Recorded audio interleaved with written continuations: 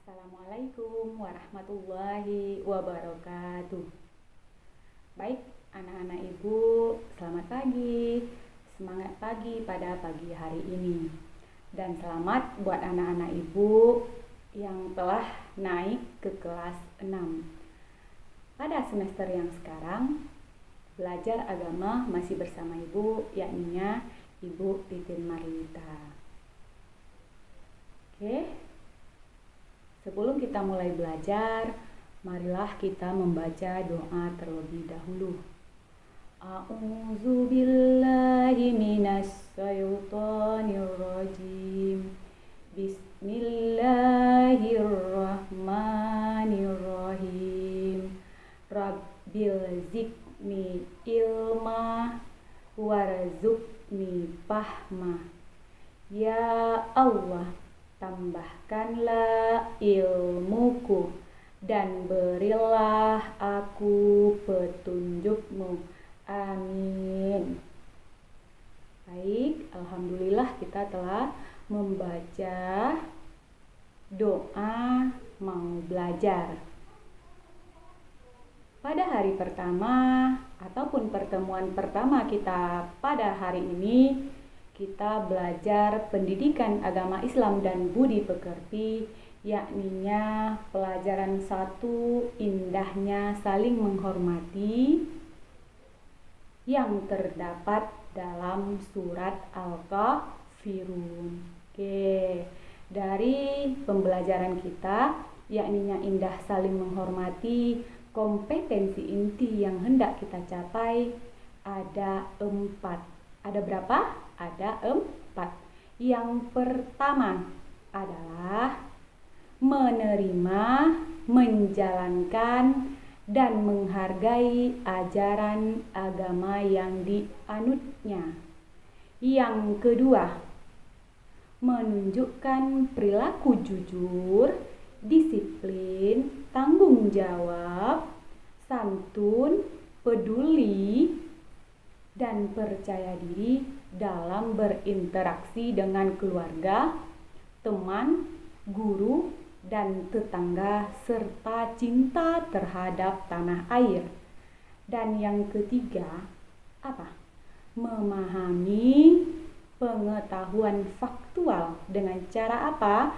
Dengan cara mengamati, menanya, dan mencoba berdasarkan rasa ingin tahu tentang dirinya, makhluk ciptaan Allah dan kegiatannya, dan benda-benda apa saja yang dijumpainya, baik itu di rumah, di sekolah, dan tempat bermain. Dan yang keempat, kompetensi inti yang hendak kita capai dari pembelajaran kita pada hari ini tentang indahnya saling menghormati, yakninya adalah menyajikan pengetahuan faktual dan konseptual dalam bahasa yang jelas. Maksudnya, bahasa yang jelas di sini adalah mudah dipahami oleh orang lain, sistematis, logis, dan kritis dalam karya yang estetis, dalam gerakan yang mencerminkan anak sehat, dan dalam tindakan yang mencerminkan perilaku anak beriman dan berakhlak mulia. Itulah tadi kompetensi inti yang hendak kita capai dari pembelajaran agama kita. Ada berapa? Ada 4. Selanjutnya, kompetensi dasarnya. Tadi sudah kita atau sudah Ibu jelaskan yang namanya kompetensi inti. Sekarang Ibu kasih tahu lagi, apa kompetensi dasarnya? Kompetensi dasarnya itu ada 5. Yang pertama, 1.1, yakninya terbiasa membaca Al-Quran dengan tartil. 2.1, menunjukkan perilaku toleran, simpati, waspada, dan berbaik sangka, dan hidup rukun sebagai implementasinya. Apa maksudnya? Menunjukkan perilaku toleran, berarti intinya peduli. Peduli, saling bantu membantu. Nah, pada dasarnya penerapannya yang terakhir, tujuan yang hendak kita capai adalah hidup rukun sebagai salah satu bentuk implementasi kita dalam kehidupan sehari-hari.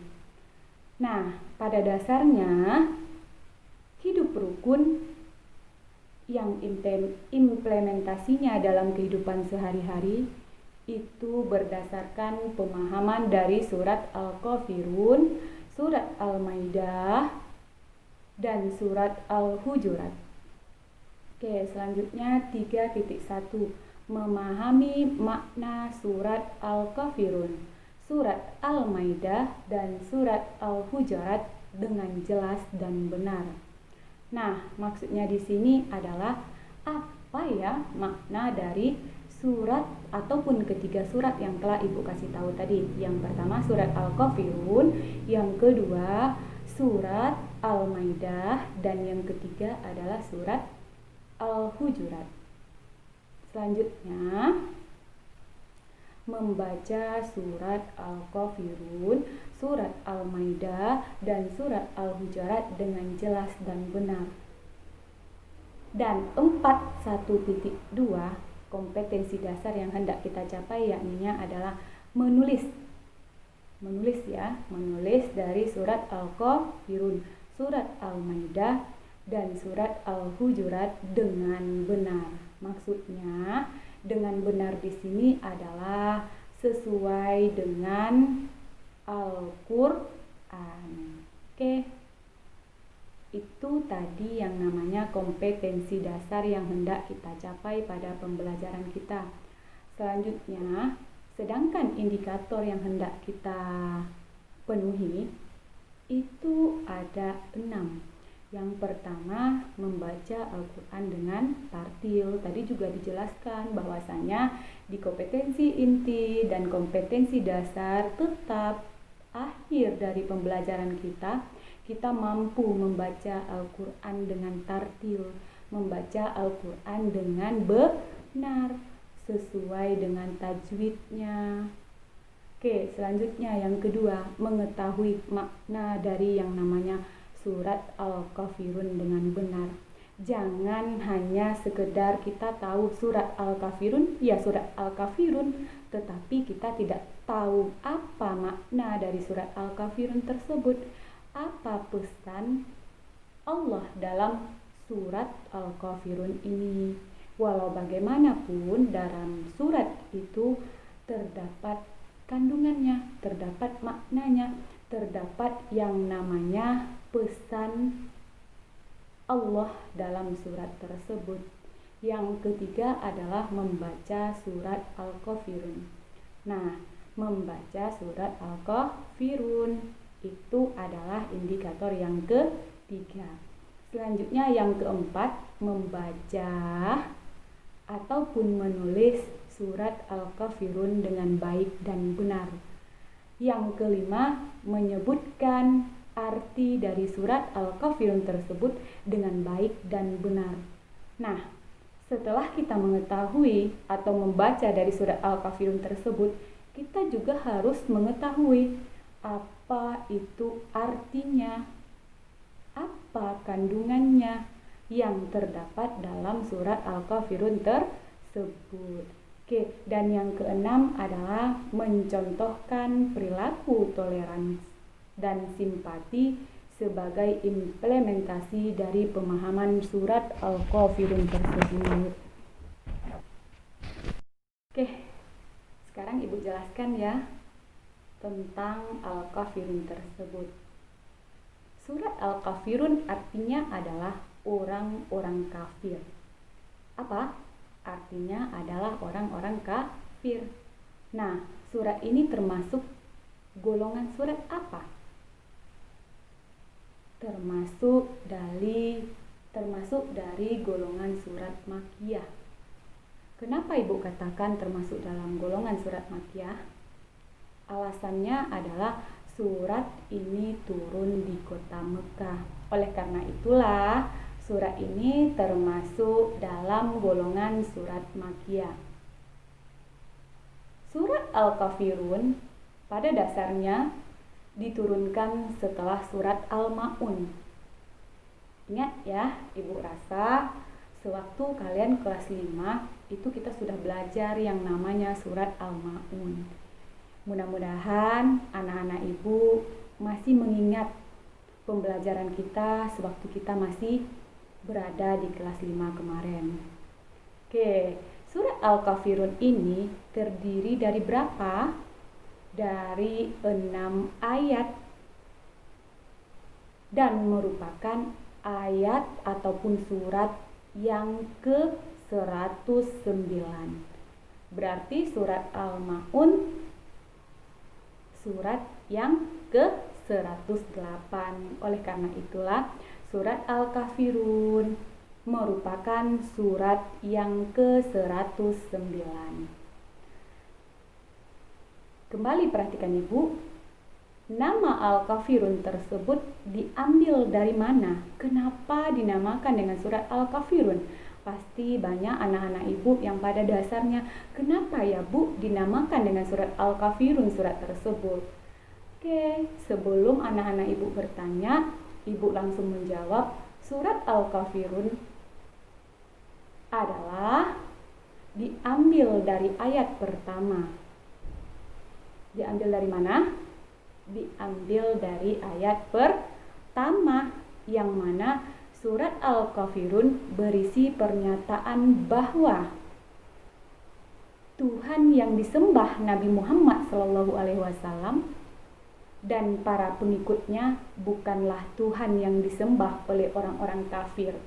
Nah, perlu kita ketahui bahwasanya sesuai penjelasan Ibu tadi, kita bisa menyimpulkan atau bisa kita mengartikan Tuhan yang disembah oleh Nabi Muhammad bukanlah Tuhan yang disembah oleh orang-orang kafir. Ingat bahwasanya orang kafir itu apa? Orang kafir adalah orang-orang yang ingkar atas ajaran Allah Subhanahu wa Ta'ala, tidak mau mengikuti yang namanya ajaran Nabi Muhammad SAW. Nah, Rasulullah pada dasarnya tidak akan pernah menyembah apa yang disembah oleh orang kafir. Berarti intinya Rasulullah dengan orang kafir adalah orang yang bertentangan. Apa yang disembah oleh orang kafir tidak disembah oleh Rasulullah. Apa yang disembah oleh Rasulullah tidak disembah oleh orang kafir. Nah, perhatikan, kita pada dasarnya tidak boleh mencela keyakinan umat agama lain. Intinya, kita harus tetap saling menghormati. Kita harus hidup rukun dengan umat yang beragama lain. Tidak boleh saling mencela, tidak boleh saling tuding. Jangan menganggap bahwasanya agama kitalah yang paling betul, maka kita tindas agama lain. Pada dasarnya Allah, Rasulullah itu tidak membenarkan hal tersebut.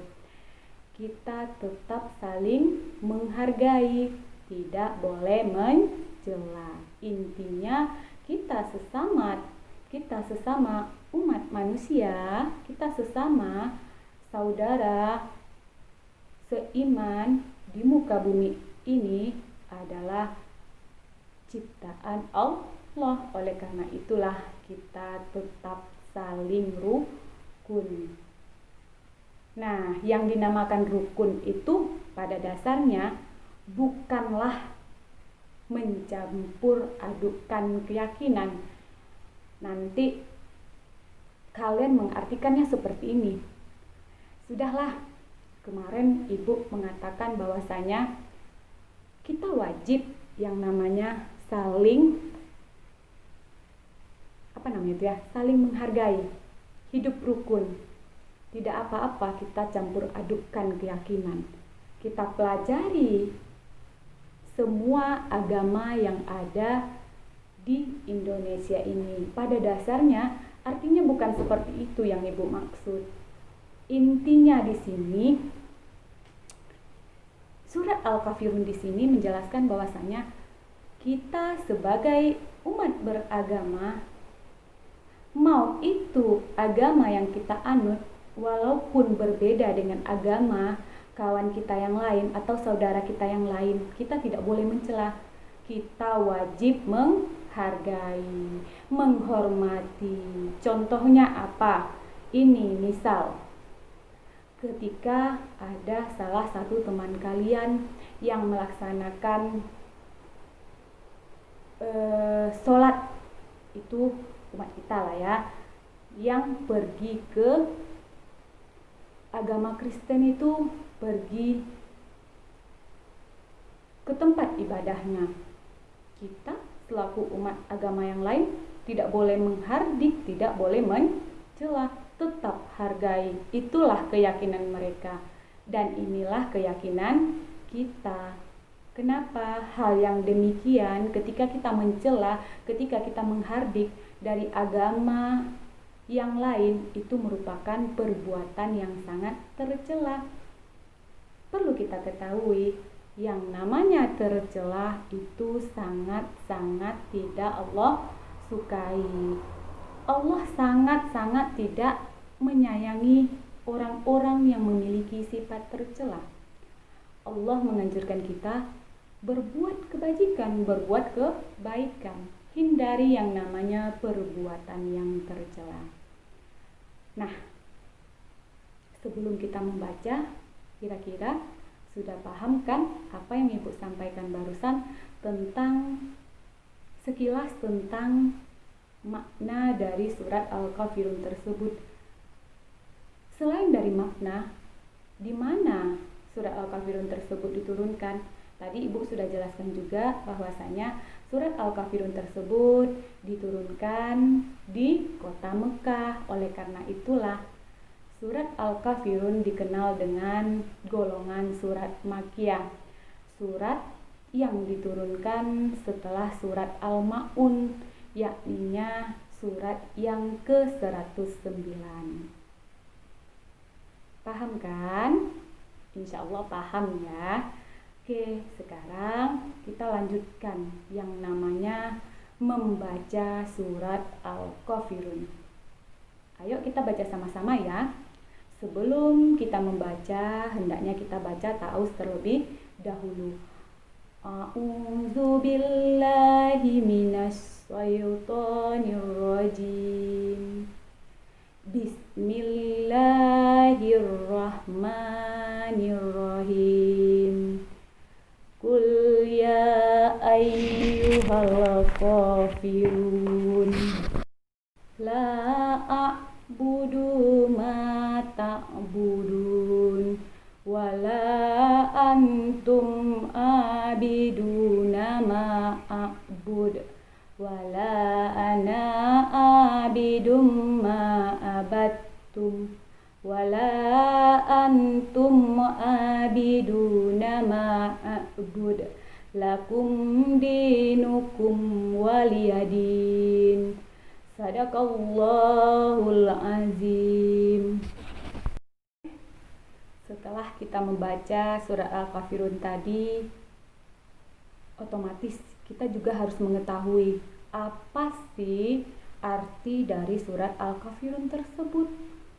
Tadi sudah Ibu jelaskan bahwasanya kita jangan hanya sekedar tahu suratnya saja.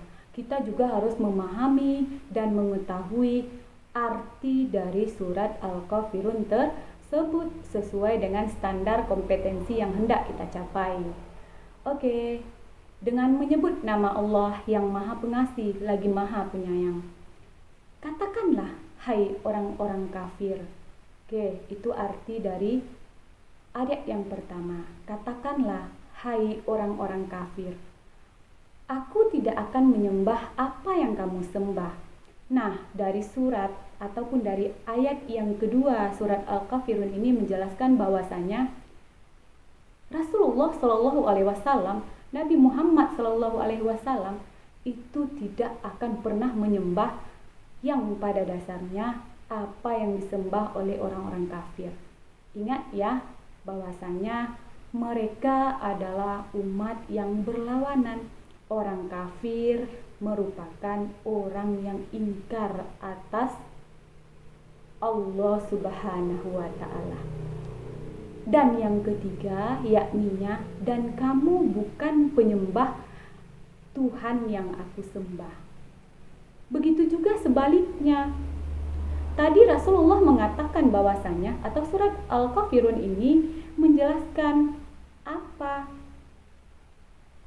Allah Subhanahu wa Ta'ala, Rasulullah Shallallahu alaihi wasallam itu menjelaskan, saya tidak akan menyembah apa yang engkau sembah. Apa yang orang kafir itu sembah, Rasulullah tidak sembah. Begitu juga sebaliknya, apa yang kita sembah itu tidak akan disembah oleh orang-orang kafir. Nah, dan aku tidak pernah menjadi penyembah apa yang kamu sembah. Tadi dia sudah menjelaskan, saya tidak menyembah apa yang disembah oleh orang kafir. Nah, kemudian beliau menjelaskan lagi, tidak akan pernah menjadi penyembah apa yang kamu sembah. Kemudian, dan juga tidak pernah pula menjadi penyembah Tuhan yang aku sembah. Intinya, dan kamu tidak akan pernah menjadi penyembah apa yang aku sembah. Kamu di sini penjelasannya adalah untuk orang-orang kafir, bukan buat anak-anak ibu ya. Intinya, surat ini menjelaskan bahwasanya orang-orang kafir itu tidak akan pernah menyembah apa yang Rasulullah sembah. Untukmu agamamu dan untukku agamaku. Intinya, jalankan agama masing-masing sesuai dengan kepercayaan masing-masing. Intinya, agamamu untukmu dan untukku agamaku. Itulah arti dari surat Al-Kafirun. Kira-kira anak-anak ibu sudah memahami? Kuncinya hanya satu, bahwasanya Rasulullah Shallallahu alaihi wasallam pada dasarnya sangat bertentangan sekali dengan orang kafir. Kenapa? Dia adalah orang-orang yang pada dasarnya tidak mau menjalankan perintah Allah. Dia tidak mau mengikut Rasulullah. Yang dia tahu adalah tidak akan pernah menjadi apa yang akan kita sembah, apa yang Rasulullah sembah. Itulah kuncinya, itulah arti dari surat Al-Kafirun. Makna dari surat Al-Kafirun ini adalah, kuncinya adalah, ataupun rangkumannya, marilah kita saling menghormati, saling menghargai. Kenapa? Walaupun kita memiliki agama yang berbeda, kuncinya hanya satu, yakninya adalah tetap saling menghargai dan tetap saling menghormati sesuai dengan apa yang telah disampaikan arti dari surat Al-Kafirun tadi. Suratnya yang terakhir ataupun ayatnya yang terakhir mengatakan, untukmu agamamu dan untukku agamaku. Jangan pernah ada di antara kita saling menyela satu sama lain. Laksanakanlah ajaran sesuai ajaran agama yang kita sembah berdasarkan keyakinan masing-masing. Mungkin kalau masalah surat Al-Kafirun, ibu rasa seperti itu penjelasannya. Tadi sudah ibu jelaskan apa pengertiannya, di mana turunnya, sudah kita baca bersama-sama dan sudah kita mengetahui apa arti dari surat Al-Kafirun tersebut. Kira-kira sudah paham? Insya Allah paham. Nah, sebelum ibu tutup, kuncinya hanya satu yang ibu minta. Apa kira-kira? Wajib hafal yang namanya surat Al-Kafirun. Itu adalah lisan. Apa? Hafal yang namanya surat Al-Kafirun. Yang kedua, silahkan anak-anak ibu sekalian buat yang namanya surat Al-Kafirun ini beserta artinya di dalam buku tulis kalian. Nanti akan Ibu instruksikan bagaimana tata cara pengumpulan kalian tentang tugas yang Ibu berikan pada hari ini. Kira-kira bisa dipahami dan dimengerti?